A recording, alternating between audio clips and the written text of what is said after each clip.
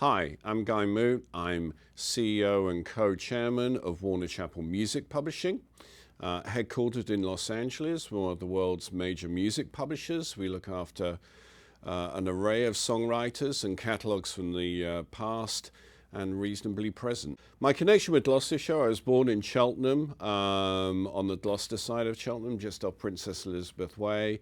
I then moved further into the countryside, so I've been a Gloucestershire boy most of my life until I moved to London at the age of 18.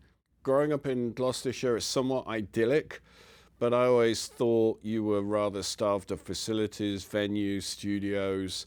You're really near a lot of stuff, but actually you're not close to a lot of stuff. So you're close to the west of England, the south of England, the north, but really you're somewhat starved of a big local venue or a big arena to go and see shows, and certainly studio time. Everything is really a 45-minute drive or an hour drive. I think my drive to get into the music industry really started when I managed to get a job in a record shop in Banbury, which is actually in Oxfordshire, but I also worked in Swindon, Cheltenham, and various other towns outside in the shires, as we would say. I really started driving, again, fair distances to see shows, do gig reports. I would go and meet managers, rehearsal rooms, really in my spare time, and started sending gig reviews, tips to various people who I got to know via the record shop, sales reps who then led me to other music companies. So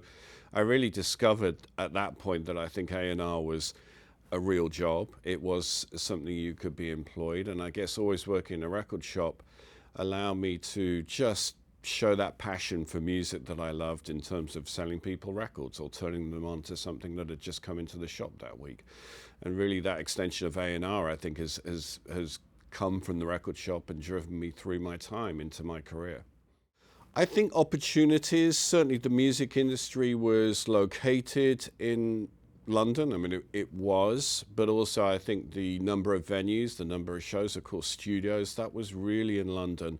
When I was in my early gigging times working in a record shop, everything was really a 45-minute drive, an hour drive. It was Bristol, it was Birmingham, it was Oxford. But yeah, I really had to move to town to really get an awareness of the industry, learn more, but be closer to shows, be closer to studios, rehearsal rooms, managers, etc. All the contacts that make up being an A&R scout.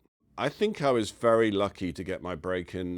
Luck plays a big part of it. Quite a few industries, it feels like a walled city. So, you know, I started to make contacts. I started to obviously know people within the industry. And that gave me my first break, and showing a work ethic. And moving to London was quite a shock. I came from a small village inside Gloucestershire called Bledington, and all of a sudden I was living in London. I was actually working in Mayfair. I had a company car. It was pretty mind-blowing at the time, okay, but I managed to keep my feet on the ground. And really starting in the business, I guess, you know, I literally had a phone and an empty phone book. So I started calling up studios, rehearsal rooms, looking at the back of music publications to glean contacts, and those contacts led to more contacts. So it was definitely a hustle in a different way, and just being coming out of myself in my shy shires-like state, and really getting to know people in the various cities and places across the UK. I guess how I rose up the business, well, you know, yeah, I mean, hard work, passion. A passion for music is what I think drives us all in whichever part of the music industry we go into. I found publishing was a vocation of mine because I liked having an input into the very beginning of the process. The song is the beginning of everything, but it allowed me to have a big creative relationship with artists at a formative time and watching them grow.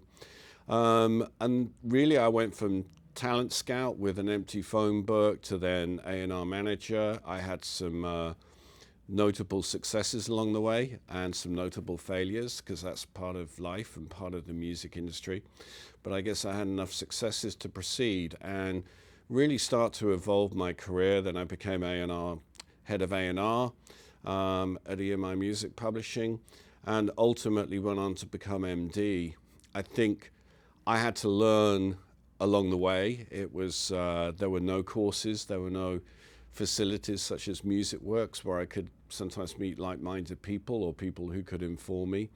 But that was kind of my spur to learn the other parts of the business. And there was always a slight stigma that A&R people or creative people or creators were kind of business dummies. And so I made it my business to learn the other parts of the business, not just A&R, not just the songwriting, some of the other stuff that really drives music companies, and become a more evolved executive. But it took me a long time. I hope things such as Music Works can fast track some of those learning processes. My biggest successes in the industry, I don't talk about successes a lot because I think we're always moving forward in this business. It's the thrill of the new. It's discovering the next songwriter, the next great artist, the next young executive, I guess. But there were some notable ones. I guess my first big break was through Acid House, where I had a #1 record with a group called D-Mob. Then came Jamiroquai, ultimately Amy Winehouse, Mark Ronson, Calvin Harris, Sia. I was very lucky to be in the culture and be allowed to travel, both inside the UK but also internationally. In London at the time was really a great place to be in terms of club culture, various genres emerging every week, every month. So I was really lucky to be in a sweet spot. I think some of my successes, of course, it's the business. So some of it is obviously growing a business, what I'm doing at Warner Chappell now with my co-chair, but also seeing some of my younger executives who I've recruited really come through and go on the same journey that I went through.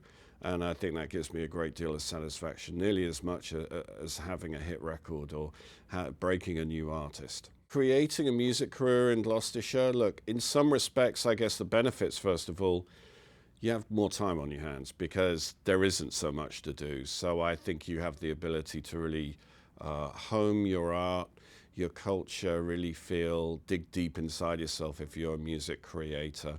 If you want to be in the music business, I think, you know, some of the tuition and the facilities and access that you're going to get from Music Works will be a real benefit because that wasn't there in my time, that's for sure. So really use that, be outgoing, create as many contacts as you can. The business is daunting at times, but I think it's democratized a lot. If you're a new artist, you've got streaming platforms, you've got various DSPs, social media of getting yourself noticed, which wasn't available in the time I grew up in Gloucestershire. And if you're more interested in the business, reach out. I think the business is foreboding, but I like to hear from people. I like people to show passion for our business, for music in general. So fire off some emails, get yourself noticed, go to a show, meet somebody. Our business is all about that. Sometimes, as they say, it is about who you know, but it's finding that person to know in the first place.